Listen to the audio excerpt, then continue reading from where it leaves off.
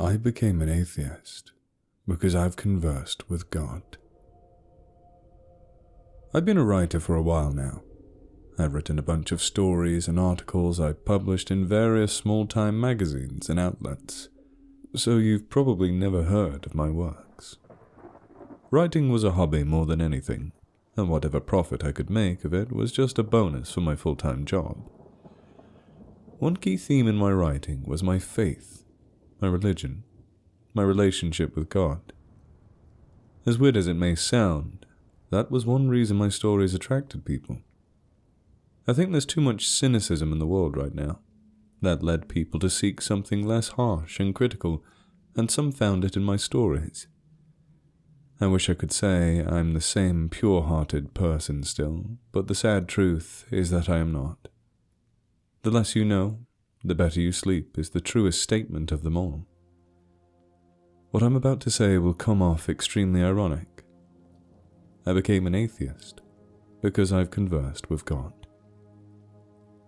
I'm pretty sure people will say that I've had a near-death experience, and that these are all just dreamlike states that the world creates to maintain calm in the final moments in the absence of oxygen. That does not apply to me. I was never brain dead. Admittedly, I was involved in an accident. A tired SUV driver hit me with his vehicle, and I vividly remember the sight of his front lights blinding me before I felt a sharp pain in my back, one I could only describe as being hit in the back with a huge weight, followed by a feeling of a hot knife being lodged and twisted into the middle of my lumbar region. Everything went black for a moment, and I came to shortly after. I found myself surrounded by medical staff, and the tired driver was standing by my side begging for me to be all right and wholeheartedly apologizing for what had happened. Now I would have no reason to write this down if I had just blacked out and came to. In these few minutes that I was out of it, a hell of a lot happened somewhere. Definitely not in my head. It wasn't a dream, for sure. The doctors told me I was lucky to come out of the whole ordeal with a few herniated discs in my spine. Supposedly, the way they found me is usually how they find people with fully severed spinal canals. So there was definitely more than luck involved here. After everything went black, after the initial impact, I found myself laying on some plastic-like surface, surrounded by complete and utter darkness. I was confused about what was happening, so I tried getting up to my feet. I couldn't feel my legs, however, so I called out, I guess on impulse. Hello? A thumping sound echoed in the distance, and suddenly the whole place was illuminated from above. "Help me, I can't feel my legs," I called out again, confused and panicking. I looked around me, and I couldn't see anything. There was nothing but an endless, whitely illuminated room. Completely nothing. "Help! Help me! Help me! I need help!" I screamed out, hoping somebody might hear me wherever I was. That's when a loud, booming voice that sounded like a chorus of people called out from above. "Stand up." The sudden appearance of the voice shook me. Thoughts swirled in my head like a tornado. I was beginning to think I might have died and passed on to the next world. Despite being what I'd consider a genuinely good Christian, I was afraid of divine judgment. I can't, I mumbled. I can't feel my legs. "Stand up." The booming choir called out again, and a wave of relief washed over me. I regained my feeling in my legs and got to my feet. "Walk towards the gates," the booming voice echoed from behind me. "What gate?" I tried saying as I turned around to try and identify the source of the speech. Big mistake. A brightly luminescent thing floated behind me. The moment I laid eyes on this thing, I felt as if something was squeezing my head with a vice-like grip. I felt the whole place spinning around me, and I began having what I can describe as an out-of-body experience, almost. The pain was so unbearable I felt as if it was the only thing in existence for me. It took over everything, like someone had stabbed all of my pain receptors with burning needles. I felt myself screaming, but like I was looking at myself more than anything. Suddenly the pain became so bad I was feeling myself blacking out, but before everything went dark again, I managed to make out the details of this thing before it. It looked like some human-faced winged lion engulfed in fire with eyes covering the entirety of its wings. When I came to, I was lying in the same white room, and I could hear someone else talking. This new speaker. It sounded far more human than the previous. You should have warned him not to look at you. These humans are so fragile, Lavael. You know that all too well. You have to be careful with them. Good thing I fixed him before it was too late. It's not his time yet. The booming voice beast thing remained silent throughout this whole time. Moreover, the conversation reinforced my idea of being dead. It was confusing, but the last part was confusing even more than the rest. Considering I thought myself dead, it appeared ridiculous to say that this being would say that it is not my time yet. Fearful of damnation, I decided to turn to where I thought the second voice was coming from and ask what it meant. I wanted answers so bad I didn't think straight. That, and probably having my brains roasted for a moment. Turning was an even bigger mistake. I saw this ball of color changing lights. It was like a disco ball in the middle of a crazy rave. The second I laid my eyes on that, I felt my body going hot. It started off as a warm, fuzzy feeling, and it gradually increased to the point where it became painful. I screamed in pain and started rolling around. I think, at least, that I was rolling around. With each passing moment, the heat became more and more painful. I could feel my skin peeling off my muscles, and my muscles melting away into a gooey liquid. My eyes burned so bad I couldn't see straight, but I'm sure I caught a glimpse of my arm actually melting. But I'm not really sure. It had gotten so bad I could feel each and every bone in my body cracking because of the heat, like I felt my bones breaking from within me. That's when everything came to an abrupt end. It was all just black. Sometime after that, I woke up on a comfortable leather couch. What's going on? I groaned as I opened my eyes to find myself laying in this beautiful library. There were bookshelves stacked with literature as far as my eyes could see. My head felt heavy, and my ears were ringing as I shifted my body to a sitting position. Then that human voice from before spoke again. Oh, you're finally up. Sorry about that. I sometimes forget my own rules. Sorry about Lavael, too. Angels can be dense sometimes. What? Angels, what are you talking about? I said, rubbing my eyes. You know, the whole you cannot see my face, for no one can ever see the face and live thing, the voice said. What? I asked, confused. It chuckled. It looked up. The ringing in my ears and the heaviness faded from my head, and I saw some sort of droopy-looking humanoid lizard thing sitting in front of me, dressed in a shower robe and smoking a pipe. What the hell? I groaned. Thought I might make this entertaining to keep the situation light around you. The lizard spoke. What? Who are you? Where am I? Stay seated. I might knock you off your feet, the creature boasted. Okay. I'm God, but you can call me Rob. Yeah, let's go with Rob, the thing said. Its words hit me like a truck. I felt myself straightening up as my muscles tensed. No way. This is nuts.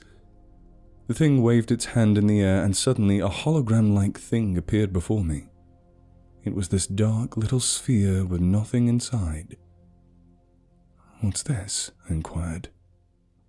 Just watch, the thing said as its body was shifting its shape like some sort of video game chameleon-like character.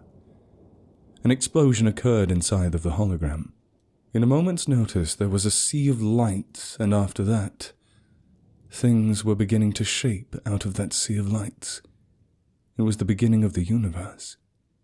My universe. Is that? He cut me short. Yes, that's the beginning of your universe.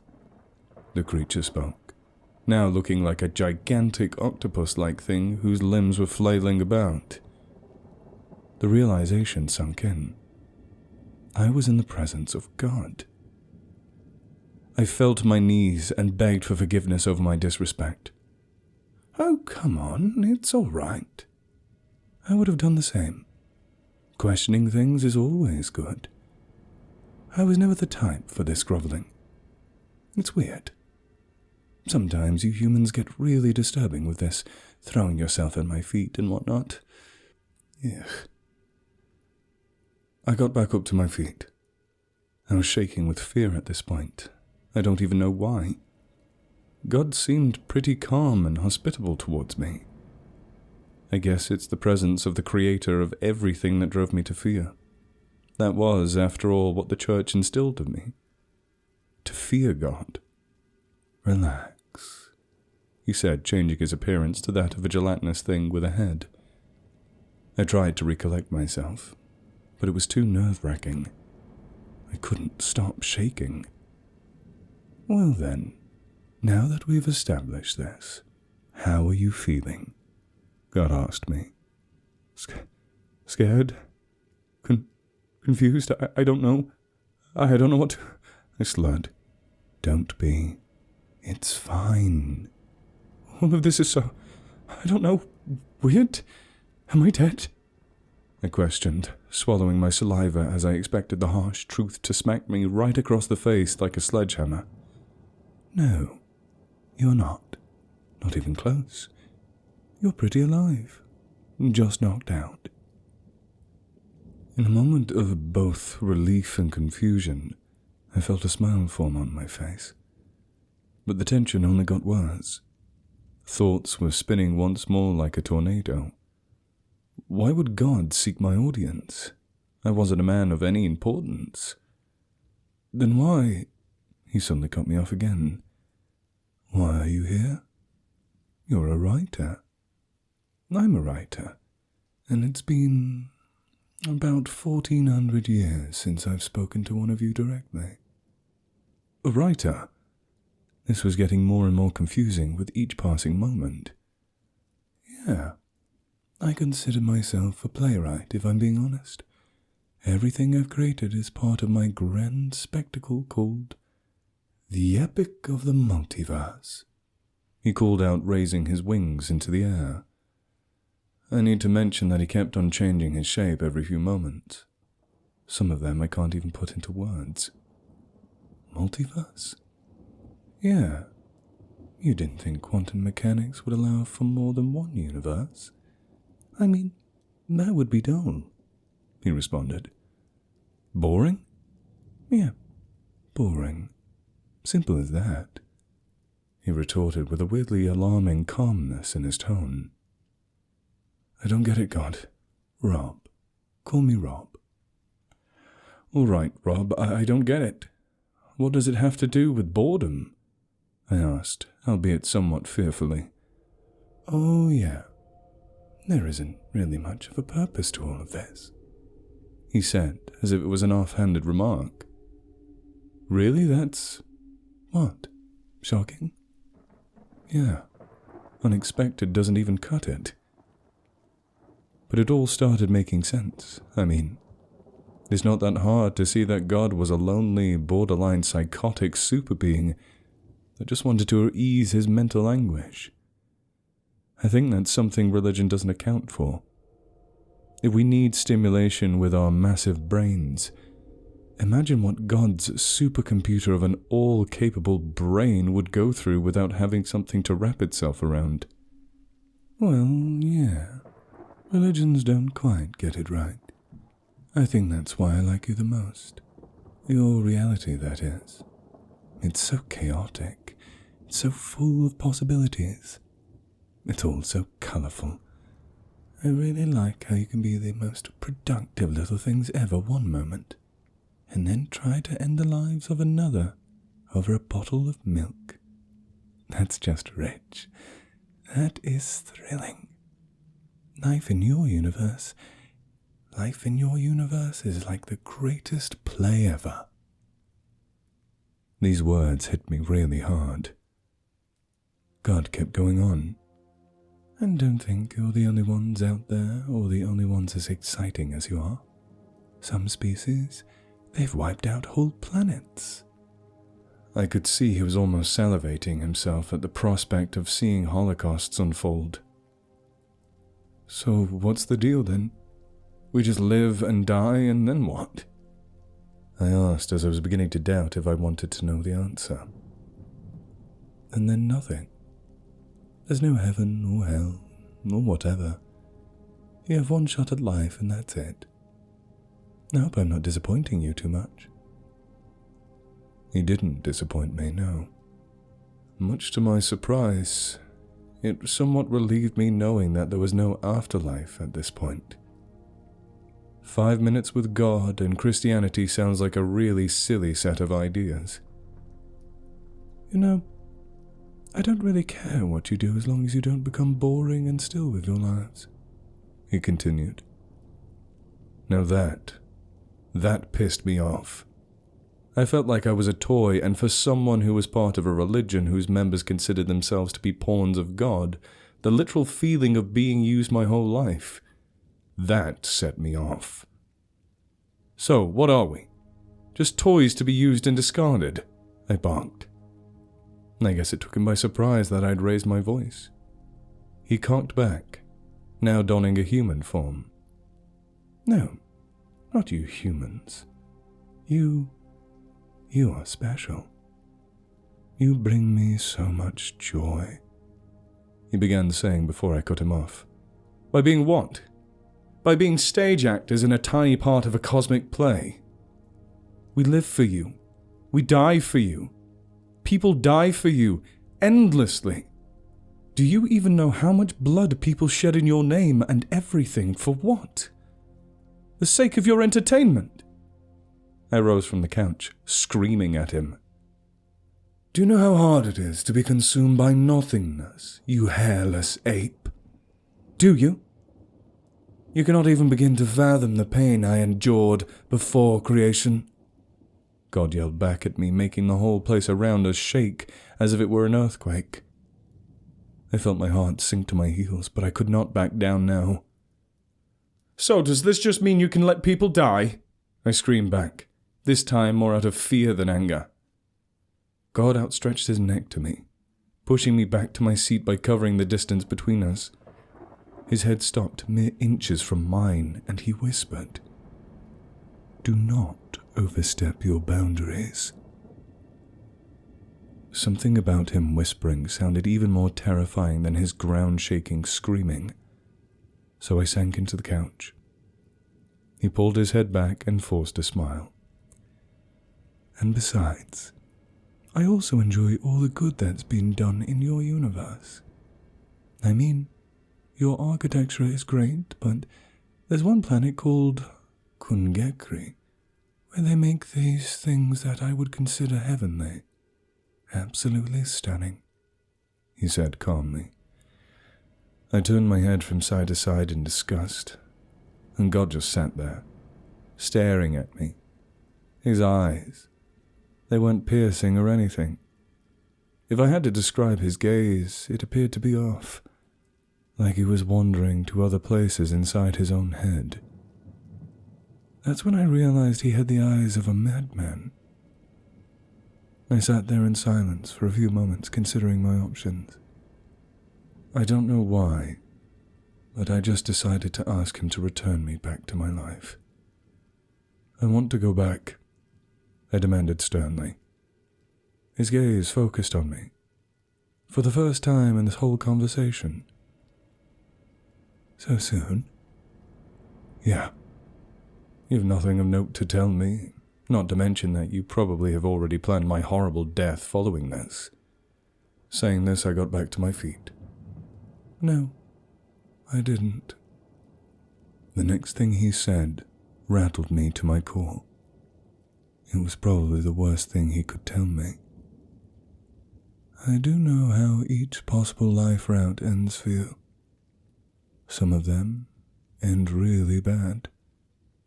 Along the lines of being dumped in a ditch to have your corpse torn apart by animals after mind-shattering torture. I thought about flipping him off, but I reconsidered, not wanting to piss every last ounce of him off.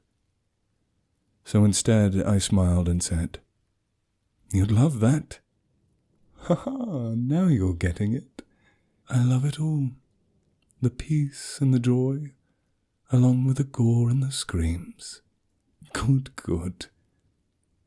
"Huh," is all I could react with before I found myself lying on the side of the road. Now, that encounter with God made me lose all faith in him. I know he exists, but I don't believe in him. In the past, I thought to live alone as an intelligent species would be terrifying. Now I know that living in a reality controlled by a mad puppet master is what should fuel our nightmares.